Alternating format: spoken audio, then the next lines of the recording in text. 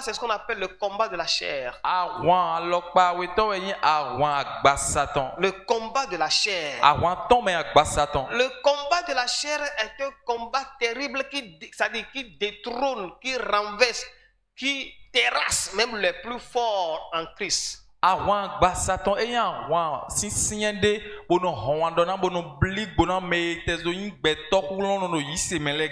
combat de la chair, c'est simplement les désirs de la chair, les plaisirs de la chair, les manifestations de l'homme intérieur. Nous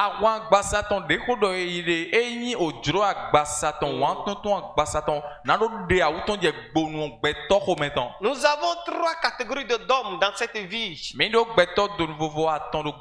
avons l'homme naturel païen. Très bien, l'homme naturel païen.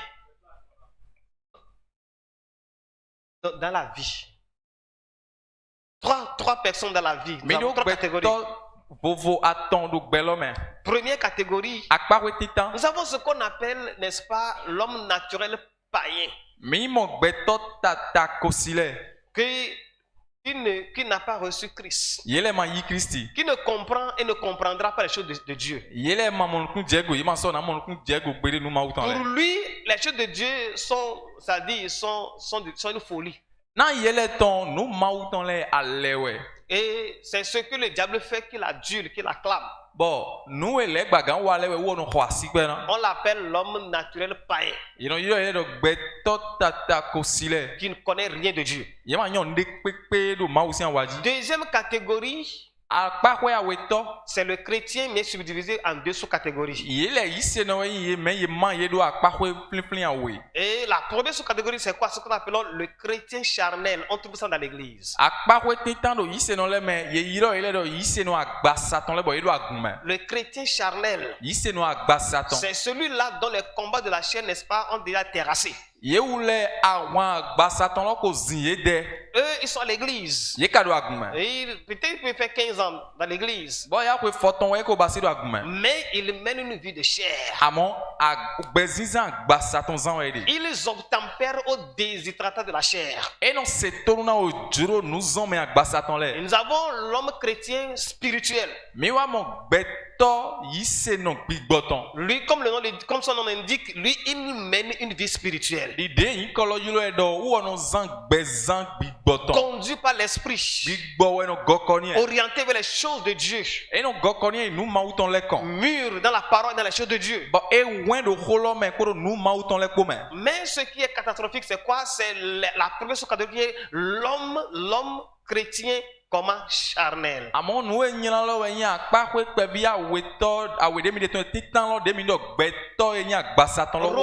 Romains chapitre 8.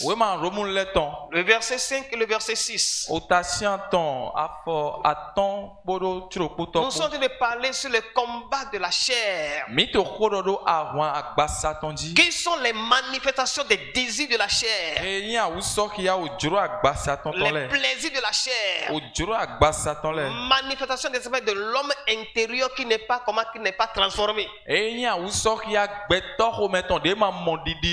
Romains chapitre 8 verset 5 à 6. Romains chapitre 8 verset 5 à 6. Oui. Il est écrit. Oui. En effet, ceux qui suivent leur façon de voir obéissent à leurs désirs humains. Mais ceux qui suivent l'Esprit Saint obéissent à ce que l'Esprit désire. 6. Oui. Quand quelqu'un suit ses désirs humains, il va vers la mort. Quand quelqu'un suit l'Esprit Saint, il va vers la vie. Ça va. Et vers la paix. Très bien. Amen. Oui. Oui. Mais nos angbele wawu si ni nome mi do drogbon le o ni nome wawu ton si nu le jiwe ai ha e ton no lo mais nos angbele yesi sen drogbon le o yesi sen si nu le jiwe ai ha e ton no eyin ai ha me de ton do wawu si nu le ji o kuwe eno ple yi ai ha me de ton kado yesi sen si nu le ji o eno pla me bo eno mogbe bono mo fifa ami le verset 8, il faut lire le verset 8.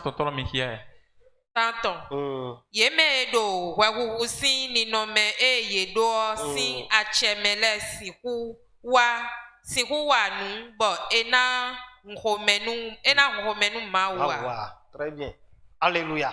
Amen. Ici, l'apôtre Paul est en train de nous donner, n'est-ce pas, une exhortation très simple et forte. Ofi apostoli Paul we kokona me ho kleunde ka dokugonde na me. Il est en train de faire le distinguo entre les deux sous-catégories de chrétiens qu'on a. E wa do dide do vovo akpakwe awe de no mondo mauvile mele do dide do vovo. Le chrétien charnel et le chrétien spirituel. E do kodo do yise no agbasa ton kodo yise no gbigboton Il koji. dit ceux-là qui vivent selon la chair. E do me no gbegbo agbasa dalile. S'affectionnent aux choses de la chair. Yele no nyi wana no agbasa ton le. Quand le chrétien est emballé par le combat de la chair, Ni do awan agbasa ton wale do yise no de. lui, c'est les choses de la chair, n'est-ce pas, c'est-à-dire auxquelles il s'affectionne. Nou e nya agbasa ton le kede we mene nkona nyi wana. C'est les choses de la chair, n'est-ce pas, qui font son plaisir. Nou e nya agbasa ton le we no nya ya jenu eton. Et la Bible dit que ceux-là qui s'affectionnent aux choses de l'esprit s'affectionnent, n'est-ce pas, aux choses de l'esprit. Bon bibeli do me no nyi wana no agbas me nya gbigboton le no nyi wana no gbigboton. C'est-à-dire, ici, il y a question de chrétiens charnels et chrétiens spirituels. Do fi e do ko do yise no agbasa ton ko do yise no gbigboton koji. Et il y a une conséquence qui suit la chose. Bon do ho e godo nde wa je godo na. Il dit, l'affection de la chair, E do wan na agbasa c'est la mort. okuwe. Quand la personne s'affectionne aux choses de la chair, Ino me de wa nyi wana ojuro agbasa ton le. c'est la mort, n'est-ce pas, qui attend la personne. Okuwe no wa je godo na. Tandis que l'affection de l'esprit produit la vie et la paix. Bon wan na gbigbo no na ogbe podo jijo hopo. Et il poursuit de dire que, or, ceux qui vivent selon la chair ne sauraient plaire à Dieu. Boy wa inu kombo do me do gbegbo agbasa dalile maganyon pona ma o. Une vie chrétienne charnelle O yise non si ogbe de yin gbe no do agbasa me. est cette vie qu'on appelle simplement une vie de péché. E wa yin ogbe zizan de no do gbe zizan nyina do ton. Ce que la chair lui dit, les plaisirs de la chair, c'est à ces plaisirs, n'est-ce pas, qui se plient. E yin ojuro agbasa ton wan tutu agbasa ton de no zewani le wo no yibasi. Des fois, c'est comme ses désirs sont plus forts que lui. We de le no wan tutu ne le no juro na do zizin de ji ugan. Des fois, ce sont ses propres convoitises, n'est-ce pas, qui amorcent ces désirs-là. We de le no nu e wo su do ji juro le we no ze ojuro ne le chite do me. Et la Bible dit quoi? Bo bibeli do ete Que ceux qui vivent selon la chair me do gbegbo agbasa dalile. ne sauraient plaire à Dieu. Ye maganyon pona ma o. Que Dieu ne peut pas applaudir, Dieu ne peut pas accueillir, Dieu ne peut pas accepter, Dieu ne peut pas approuver celui qui vit dans la chair étant chrétien, entre griffes. Ni anyi yise no bodo agbasa me ma o magan ki alo yu e kabi do ken gbezan to eji. Romains chapitre 12, le chapitre 8 toujours, versets 12 et 13. Romains si we ma ta tian tontolo Versets 12 et 13, oui. Afo wi awe bodo wi tontolo po. Oui, Verset 12. oui, C'est pourquoi, frères et sœurs, oui, nous avons une dette. Ce n'est pas envers nos désirs humains oui, que nous avons une dette. oui, Nous ne devons pas vivre comme ils le demandent. oui, 13. oui, Si vous vivez en suivant ces désirs, vous mourrez. oui, Au contraire, oui, si avec l'aide de l'Esprit Saint, Oui. vous faites disparaître vos façons de faire égoïstes, oui. vous vivrez. Très bien. Amen. Que dit l'autre langue? Non vi chele mi. Eyi mo hun. Azodo tenu mi. Hein? Azodo tenu mi. Eka yin wewu si ni no me mi do. Na wa azo na we mi de. Bona zangbe mi ton le ejuro mi gbon ya. Oui. Do eyin mi no zangbe mi ton le.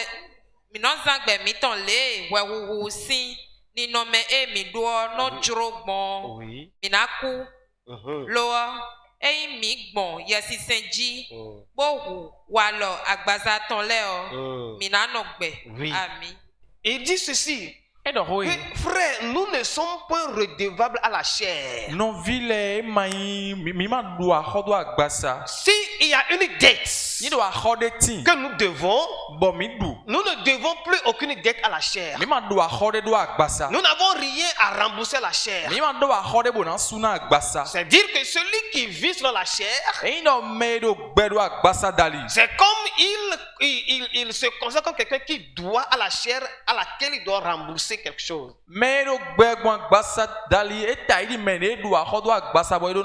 Celui qui a reçu Christ n'a aucune dette envers la chair. Je bénis Dieu pour le message précédent. Jésus a subi certaines choses à la croix pour que nous autres ne puissions plus être redevables à la chair. Il dit nous n'avons plus de dette à avoir envers la chair pour que nous vivions selon la chair. Il dit si nous vivons selon la chair, ça revient encore de vous mourir. La vie selon la chair, nous répétons encore, c'est la vie de péché étant chrétien. La vie décousue étant chrétien. La vie sale entre griffes étant chrétien. La vie mondaine étant chrétien. Or la Bible dit que nous n'avons pas de dette envers la chair. Alléluia. Josué chapitre 3, Zacharie chapitre 3 du moins. Zacharie chapitre 3, oui.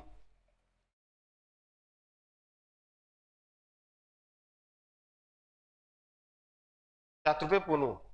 Aidez-moi. Zacharie chapitre 3. Oui, mais Zacharie, attends.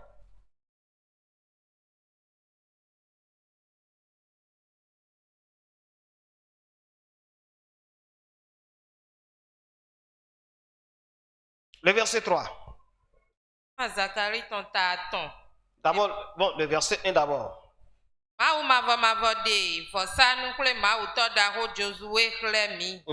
Bon, edote do wensagu ma ton sinu kon. Oui. Satan ka dote do dusi ton kwe. Oui. Bona do we. Oui. Wensagu ma ton do. Non, il faut sauter le verset 3. Miwa tontolo harukula. Josué au kwiji de mewe ede. Alléluia. Bodote do wensagu onu kon. Amen. Donc, ici c'est un grand sacrificateur. Ce n'est pas quelqu'un du monde. Disons que c'est un grand serviteur de Dieu. Et qui, n'est-ce pas, devait rendre service à Dieu devant l'autel, mais sur l'autel. Mais au même moment, Satan aussi a commencé par l'accuser. Je dis que la vie de chair, le combat de chair ne connaît pas, j'ai l'onction.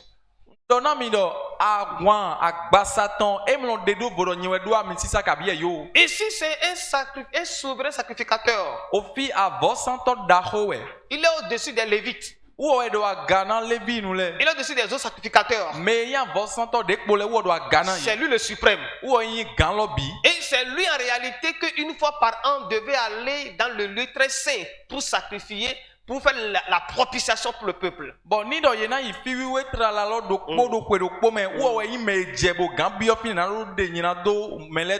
C'est lui qui est habilité. Mais ici la Bible dit quoi? Qu'il est devant l'autel pour faire le service. Et Satan l'accusait. Pourquoi? Parce que Satan a vu quelque chose dans lui. Il a vu quelque chose en lui qui le rend, qui le disqualifie peut-être dans le service de Dieu. Et il l'accusait. Et c'est le verset 3, n'est-ce pas, qui nous spécifie la raison de l'accusation de Satan. Que Josué était couvert de vêtements sales. Il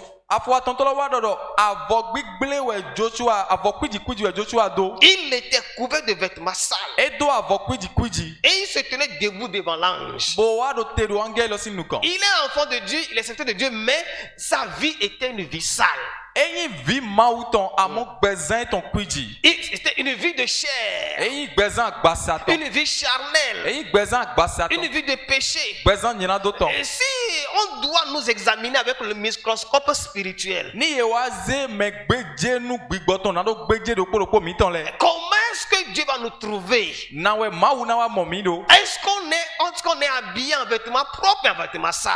Avode mesi mi doya kabi avo kwiji we do konomi. La vie charnelle, n'est-ce pas, cette vie qui fait porter aux chrétiens un vêtement sale comme Josué. O gbezizan agbasaton eyi gbezizan de bono do avo kwiji na mentaidi e dona Josué do. Même si je prêche, Ni no ete so jobo no do mawo. même si je fais quelque chose à l'église, No wa ne pepe do agume. et que je mène une vie de chair, Bono zan gbezan agbasaton. il faut que je sache que je me suis couvert d'habits mais de vêtements sales. Ndona nyuendo avo kwiji kodo konomi. Josué était un grand sacrificateur. Joshua avo santo dahoe. Mais devant Dieu, il était couvert d'habits sales. Amondo ma aussi nous kon avode kwiji we do. Et ça, c'est la nature et les réalités de beaucoup de chrétiens. Bon enelo wa ni nome kabi nugbo de me yise no suporo gbede. Et même de beaucoup d'hommes de Dieu. Kakabi o mauzon ato deleme. Nous faisons le service. Mi no wazon, Nous venons à l'église. mi no wa agume. Mais spirituellement, Amondo akpawe gbigbo mais meton. devant Dieu,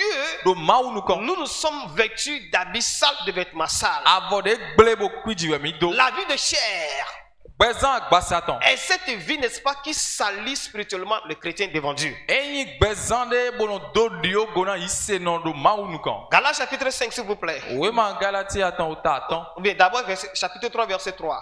Ike mi ki afo atan tolo we. Galates 3, verset 3. Le Galates combat 3, de la chair. verset 3. Ah Oui. oui, Il agbasaton. est écrit. Oui. Mais vous avez perdu la tête. Au début, vous avez compté sur l'Esprit Saint. Et maintenant, est-ce que vous allez compter sur vos seules forces? Alléluia. Amen. Que dit l'autre langue?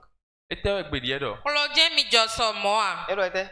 Kolodien mi joso moa. Ça, c'est quelle langue, ça? Le fond, le fond. Ça, c'est le fond. Ouais. Maman, il faut reprendre. Oui, ma galati nous ton, Oui. ta ton, irame aton. Kolodien mi joso moa. Oui. Ye ma uton na ronron mi. Bo mi je gbeyoyo zanji. Dion mi drona ze ronron mi de sunoton. Do suta na wea. Alléluia. Et c'est l'apôtre Paul Apostole Paul ouais. qui parlait aux Galates parce qu'à l'époque là, il y avait de la confusion par rapport à la loi, par rapport aux choses un peu bizarres. Bon, do welo nu lulu pere tin gbon o sen le poro nu yi ma u ton le po sin tien. Or, la vie de Galates, n'est-ce pas, de la Galatie avait bien démarré sa vie chrétienne. Ba mi ka pon galati le yi bek bezan yi se no ton lo gandi do bibe me. Correctement, Yi be do dagbe. avec l'esprit, bien sûr. Poro gbigbo po. Mais à un moment donné, Amo die wede on ne nu. passe pas mener une vie de chair. Yi ki bezan gbasa ton zandi. Et c'est en ce moment que l'apôtre Paul a dit, Apostole Paul wa kon e bodo. êtes-vous dépourvu de sens? Mi ta me bledo mi abi mi joklo we. Alléluia. En réalité, c'est un chrétien qui mène une vie de chair. Ise non de do bezan gbasa ton zan. Spirituellement, c'est quelqu'un qui est comme dépourvu de sens. Eta iri do gbigbo me joklo. Celui qui dit qu'il est chrétien, Alors ayi ise non. ou bien il a bien démarré sa vie chrétienne, Wa bek bezan ise ton lo et à un gandi. moment donné commence à mener une vie de chair. Bon, awa je dagla me bo je gbezan gbasa ton Cette zandi. personne devant Dieu est dépourvue de sens. Mais ene do ma unu kon kholo no we. Et l'apôtre Paul dit, êtes-vous tellement dépourvu de sens? Wa apostole Paul wa do di do be kholo je mi je so mo. Après avoir commencé par l'esprit, Bon mi bek po gbigbo po. vous voulez maintenant finir par la chair. Mi wa jan fokora gbasa po. Alléluia. Amen. C'est ce qui arrive à beaucoup de chrétiens. Nou e no jokporo ise no supopo ni. Des fois, ils commencent bien, Wede la ni na bek gandi. mais avec le temps, Amoni do jele do ils yi. relâchent en tombant dans ce qu'on appelle la vie de chair. Ye no wa jo ede do no dia gobno bio gbezan gbasa ton me. Galates chapitre 5, s'il vous plaît. We man galati le ton ta ton lo. Oui. Verset 19. Afoko e we do po. Galates 5, verset 19. On lit seulement en français, s'il vous plaît. À Mi cause du ki a temps. po ndo fongwe me na yon. Galati nous we ma ta ton. E besin ira metene. Oui. Nou yanya gbeto no wale. Oui. Do nu gloa. Ye wanyi a Galile. nu kwiji wiwa nu nyanya wiwa kogo godun sisen majiki biblo wan gbenu me jredido wiwa majije zali hame nu mekikan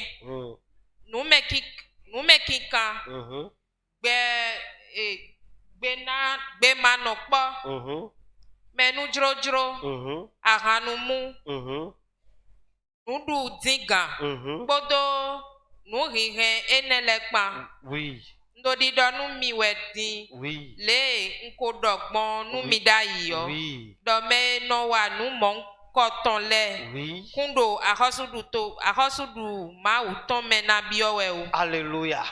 Ici, on nous montre de façon plus claire les manifestations, n'est-ce pas, de la chair. C'est une liste qui a été établie ici. Qui sont en réalité, c'est-à-dire qui contiennent les manifestations de la chair. L'impudicité, l'impureté, la fornication, l'adultère. L'idolâtrie, les querelles, les jalousies. Il y a des chrétiens qui sont toujours jaloux. Il y a des chrétiens qui se donnent toujours la querelle. Il y a des chrétiens qui sont toujours disputes inutiles. Qui sont responsables de divisions partout.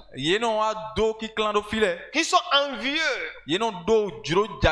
Qui, n'est-ce pas, sont des gens experts en ivrognerie. Mais la Bible dit quelque chose. Que ce sont les manifestations de la chair, ça.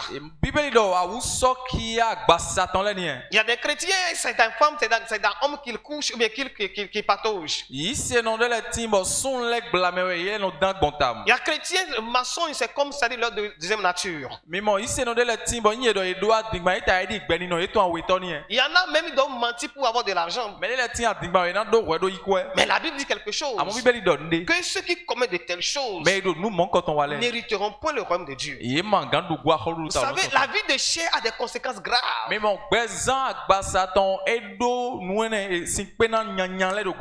éloigne le chrétien de Dieu.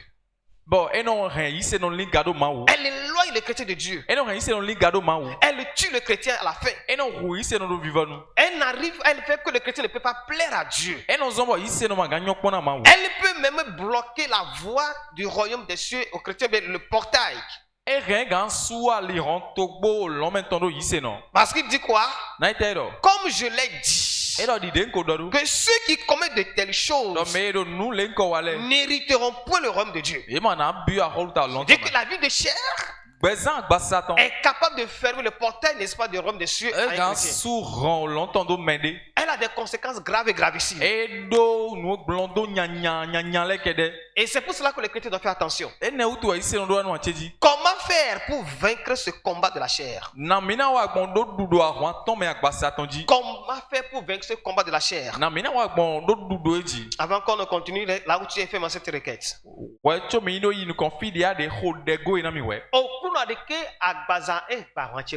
Seigneur, ne permets pas à la chair de me vaincre. Alléluia. Seigneur, ne permets jamais à la chair de me vaincre.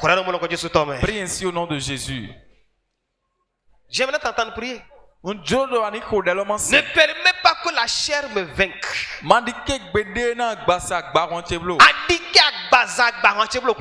Ne permets jamais à la chair de me vaincre. Aide-moi, Seigneur. Aide-moi, Seigneur. Ne permets jamais à la chair de me vaincre. Seigneur, ne le permets jamais, Seigneur. Jésus signe comme. Au nom de Jésus. Chacun peut se retrouver dans cette liste-là. Pardon? La liste qu'on vient de chacun peut se retrouver dedans. Mais comment faire pour vaincre ce combat de la chair? La colère, l'envie, l'ivrognerie, l'impudicité, l'impureté. Il y en a qui sont à l'église mais qui vont encore chez les au lit.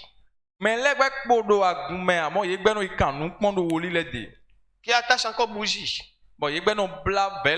Comment faire pour vaincre ce combat de la chair?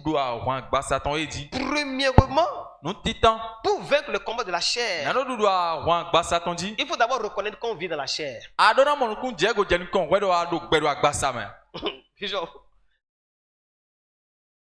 On doit d'abord reconnaître qu'on vit dans la chair. C'est seulement celui qui sait qu'il est malade qui va demander traitement.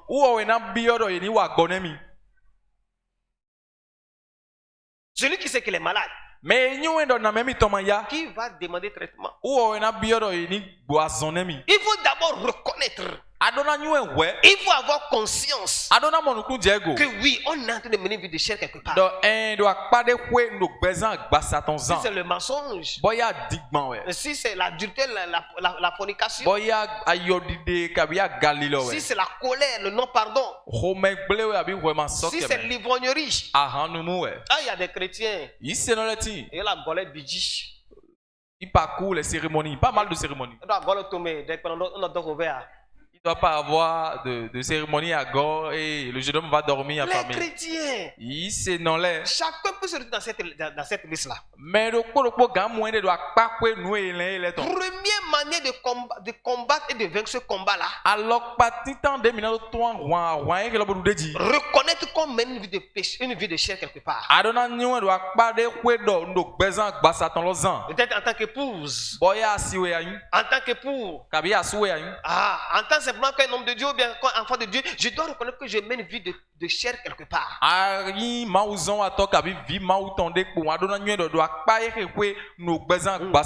Que la chair m'a attrapé quelque part. Je dois avoir cette conscience d'abord. Ça, c'est le premier pas pour vaincre le combat de la chair. Reconnaître qu'on est comment, on est malade. Reconnaître, n'est-ce pas, qu'on a une vie de chair. Alléluia. Amen. C'est comme un fou qui dit à un homme normal que toi tu es fou, tu es malade. Que tu n'es pas normal. Alors qu'entre lui et le normal, c'est pas normal. Il n'a pas conscience qu'il n'est pas normal. Dans sa tête, c'est le normal qui n'est pas normal. Donc, je dois avoir la conscience que ça ne va pas quelque part. Deuxième part, pour vaincre le combat, n'est-ce pas, de la chair. Matthieu 26, verset 41.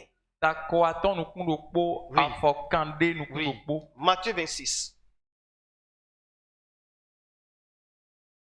Matthieu 26, verset 41.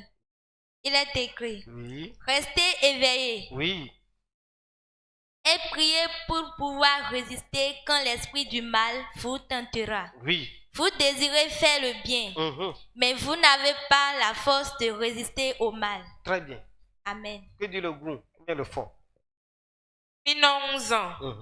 Bo mawa je tenkpome o do gbeto do juro dagbe agbasa tonka do gan dea. Alléluia. Deuxième manière pour vaincre le combat de la chair. Il faut veiller sur soi. Quand j'ai conscience que j'ai une vie de péché quelque part, vie de chair quelque part, si c'est ma bouche, si c'est ma colère, si c'est l'impudicité, etc., je dois veiller sur moi. Très bien, je dois faire attention à ma vie. Il dit veiller. Je dois veiller sur ma vie. Le problème de beaucoup de chrétiens, c'est quoi? C'est qu'ils ne font pas attention, ne veillent pas sur, n'est-ce pas, leur vie. Ils ne font pas attention à certains détails de la vie. On doit faire attention, n'est-ce pas, par rapport à ce domaine où la chair est en train, n'est-ce pas, de dominer. Le manque d'attention, le manque de veille sur soi, n'est-ce pas, a conduit beaucoup de personnes dans des gouffres. Alléluia. Amen. Il dit, veille. Donc on doit premièrement faire quoi? Faire attention. Troisième chose, on doit prier. Alléluia. Pour vaincre le combat de la chair, on doit beaucoup prier. Parce qu'il dit quoi? Veillez et prier. Afin que vous ne tombiez pas dans la tentation. Il parle de la chair. L'esprit est bien disposé. Mais la chair est faible. Oui, la chair elle est faible. Mais on peut la vaincre. Si on peut, n'est-ce pas, être réveillé et aussi prier. Et quand on prie, qu'est-ce qu'on demande? Nous devons demander l'aide du Saint-Esprit. L'aide du Saint-Esprit. Dans le combat de la chair, c'est le Saint-Esprit qui est notre meilleur allié. Oui, dans le combat de la chair, le meilleur allié, c'est le Saint-Esprit. Et dans nos prières, nous devons lui demander de nous assister, de nous soutenir, de nous conduire, de nous influencer, de nous donner la force de surmonter les déshydratants de la chair. C'est pourquoi la Bible dit d'ailleurs que ceux-là qui sont conduits par l'esprit, n'est-ce pas, ne vont pas défaire, ne vont pas obéir au désir de la chair. Une autre chose, pour aller rapidement, pour vaincre le combat de la chair, il faut mener une vie de disciple. Alléluia. Il faut mener une vie de disciple. Très très indispensable. Qu'est-ce qu'une vie de disciple? Une vie de disciple, c'est cette vie-là qui demeure dans la parole de Dieu, qui est dans l'obéissance à la parole de Dieu. Une vie de disciple, c'est une vie qui persévère dans l'obéissance à la parole de Christ. Quelqu'un qui dit qu'il est disciple de Christ, il est démon de la parole de Dieu. Il est persévère dans l'obéissance à la parole de Dieu. Jean 8, 31, 32. Alléluia.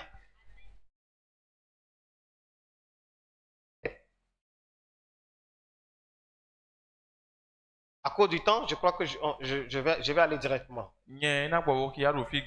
Jean 8, 31 à 32. Il dit quelque chose. Il dit ceci. Il dit aux Juifs qui avaient cru en lui, si vous demeurez dans ma parole, vous êtes vraiment mes disciples. Si vous demeurez dans ma parole, vous êtes vraiment mes disciples. Donc, la vie des disciples, c'est une vie de persévérance à l'obéissance à la parole de Dieu. Vie de disciples, c'est la vie qui imite Christ. Comme l'apôtre Paul l'a dit dans 1 Corinthiens 11:1. Soyez mes imitateurs, comme je le suis moi-même de Christ. Alléluia. Amen. Pour finir, à ce niveau-là, pour vaincre le combat de la chair, il faut tenir rudement la chair.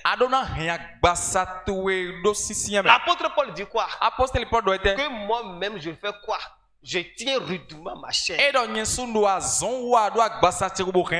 le grand apôtre Paul a parlé comme ça, nous devons aussi faire quoi? Nous devons tenir à assujettir la chair. C'est-à-dire avoir la conscience que la chair ne doit pas me dominer. Que Dieu vous donne cette force. Au nom de Jésus-Christ.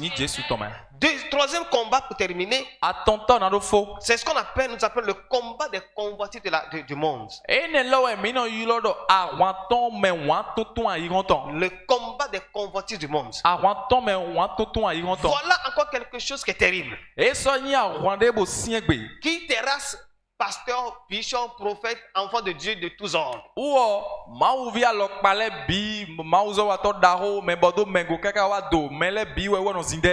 combat des convoitises convoitises du monde, comme les 2 précédents combats, ne connaît pas j'ai l'onction. Ne connaît pas j'ai fait 25 ans de la foi. Il terrasse. Si on ne fait pas attention. Le combat des convoitises du monde, ce sont les séductions des richesses et des biens de ce monde. Séduction de la gloire de ce monde. Le combat des convoitises de ce monde, c'est, n'est-ce pas, cette disposition que le chrétien a de faire feu de tout bois pour avoir de la richesse.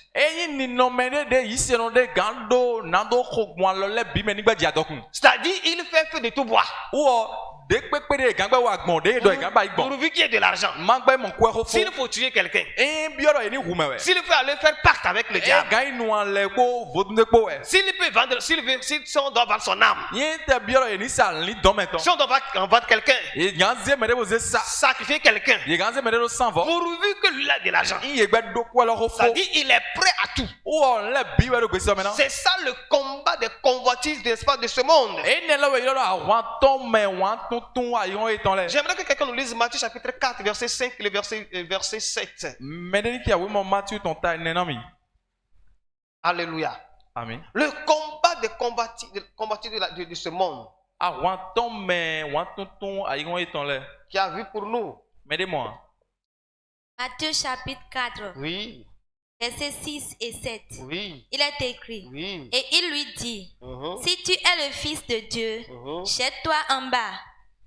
En effet, dans les livres saints, on lit, Dieu commandera à ses anges de te porter dans leurs bras pour que tes pieds ne heurtent pas les pieds. Il faut monter un peu le verset 7. Le verset 5. 7. Jésus lui répond, dans les livres saints, on lit aussi, tu ne dois pas provoquer le Seigneur ton Dieu. 8. Oui. L'esprit du mal emmène encore Jésus sur une très haute montagne. Oui. Il lui montre tous les royaumes du monde avec leurs richesses. 9. Oui. Et il lui dit, mets-toi à genoux devant moi pour m'adorer. Et je vais te donner tout cela. 10. Ça va. Alléluia. Amen. Oui. Oui. Jésus ka igbe do.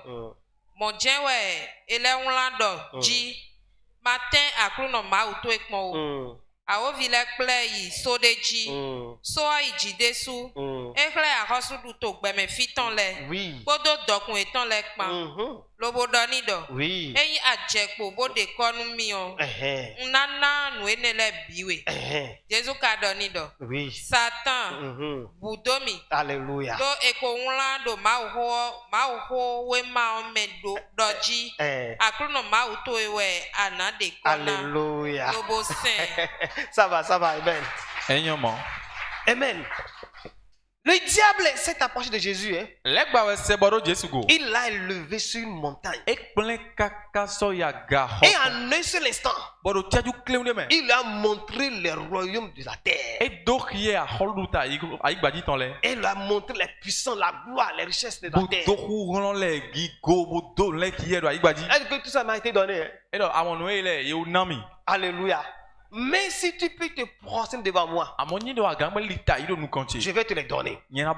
Ces royaumes-là, ces richesses-là, cette gloire, cette prospérité, ces biens matériels, la popularité. Si tu peux te prosterner devant moi, si tu peux faire pacte avec moi, tu peux faire alliance avec moi, je te donne tout cela. Alléluia. Amen. Et Jésus a compris, n'est-ce pas, son plan. Il lui dit, retire-toi de moi. C'est Dieu seul qu'on doit adorer. Vous savez, les convoitises de ce monde ont fait que beaucoup de chrétiens ont déraillé. Ont fait que beaucoup de personnes ont déraillé. Un mari est prêt à sacrifier sa femme pour avoir de l'argent. Un ami est prêt à sacrifier son ami pour avoir de l'argent. Les gens sont prêts à pactiser, à faire des alliances pour avoir de l'argent. Il y en a qui sont prêts, n'est-ce pas, à faire n'importe quelle alliance pour avoir la popularité, pour avoir la renommée. Il y en a qui sont prêts à faire ce qu'on appelle la houlée pour que vraiment le commerce puisse aller de l'avant. Il y en a qui ont jusqu'à attacher bougie pour que le commerce puisse aller de l'avant. Il y en a, ils sont prêts à tout sacrifice pour que les choses puissent aller de l'avant.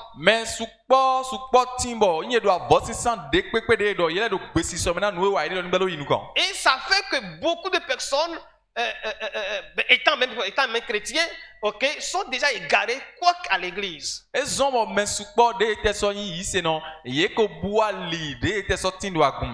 on se laisse aveugler par les convoitises des biens matériels et autres, on sera disposé à tomber dans le piège de l'ennemi. Et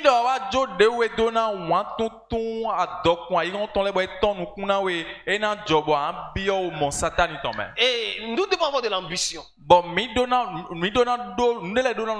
devons avoir de l'ambition et avoir de saines visions pour y parvenir. Mais nous ne devons pas tomber dans le piège des convoitises, de la cupidité et autres. Ça a fait que beaucoup de personnes ont vendu leur âme. Ça a fait que la relation de beaucoup de chrétiens avec Dieu est cassée. Ça a fait que la vie chrétienne de beaucoup de personnes, n'est-ce pas, est refroidie et détruite. Ce combat a des conséquences. Ça égare le chrétien de la foi. Ça rend le chrétien immature. Ça amène les gens, n'est-ce pas, à pactiser avec le diable et à vendre leur âme au diable. Ça amène le chrétien, n'est-ce pas, à rentrer, à tomber dans le faux. Matthieu 13, verset 22. Je m'avais terminé en 5 minutes. Le combat des combattistes, n'est-ce pas, de ce monde. Matthieu 13, 22. Verset 22. Le sol couvert de plantes épineuses. Ce sont les gens qui entendent la parole, mais qui s'inquiètent pour les choses de ce monde. Ils cherchent de fausses richesses. À cause de cela, la parole est étouffée. Alléluia. Et elle ne produit rien. Oui. Ça va. Que dit le goût? Mais le fond.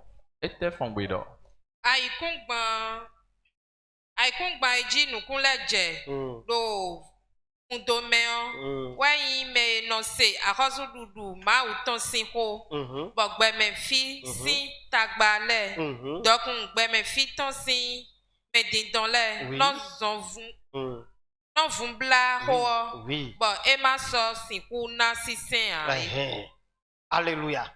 C'est le semeur qui allait semer. Et certains semences sont tombés dans les épines. Les épines représentent quoi? Représentent la séduction de la richesse de ce monde, de les convoitises des biens matériels de ce monde.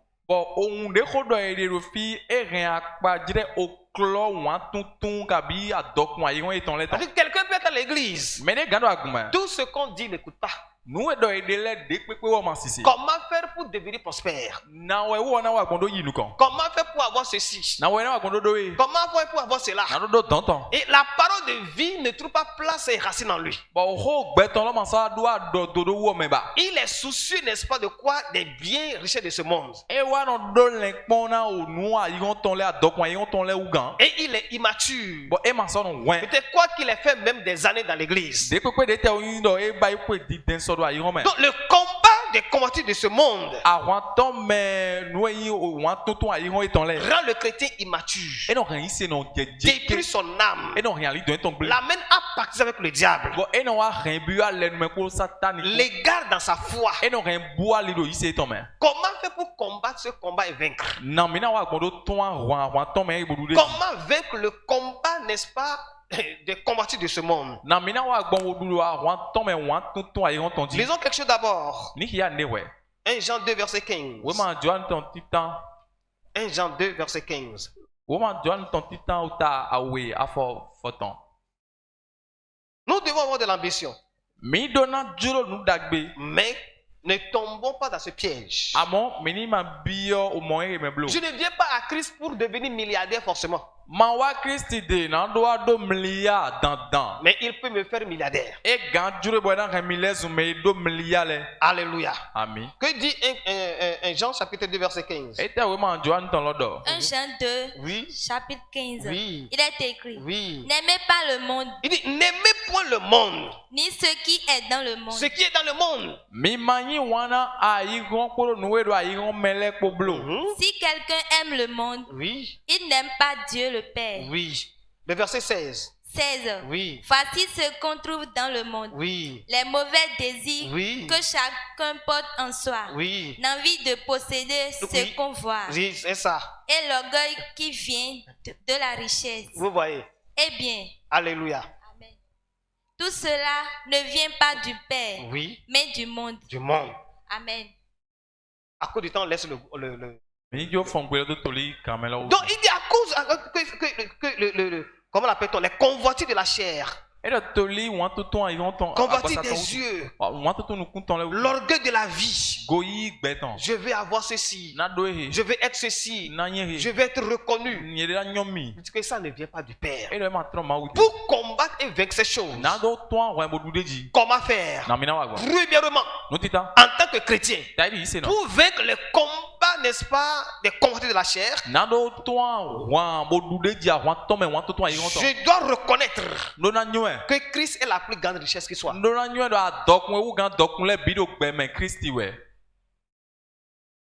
Alléluia.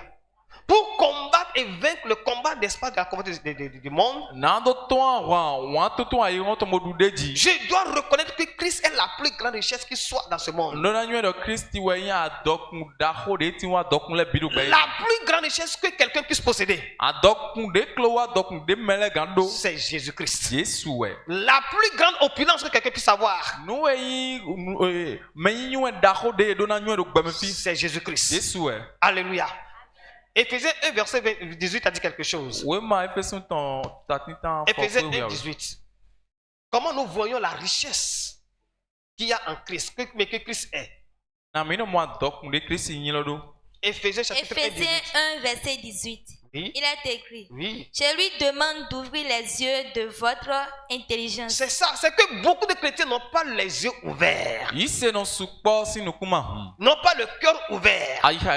Et c'est pourquoi ils ne savent pas que la plus grande richesse au monde, c'est quoi? C'est Christ. Je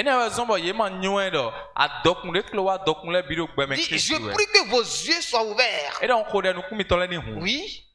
Ainsi, vous pourrez connaître l'espérance qu'il vous a donnée en vous appelant. Oui. Vous connaîtrez la richesse magnifique des biens qu'il donne à ceux qui lui appartiennent. Alléluia. Amen. Christ est la plus grande richesse. Que nos yeux soient ouverts pour ça là. Reconnaître que Christ est quoi? Est la plus grande richesse qui soit au monde. Deuxième chose, pour combattre et vaincre ce combat, ne pas se comparer aux autres. Ne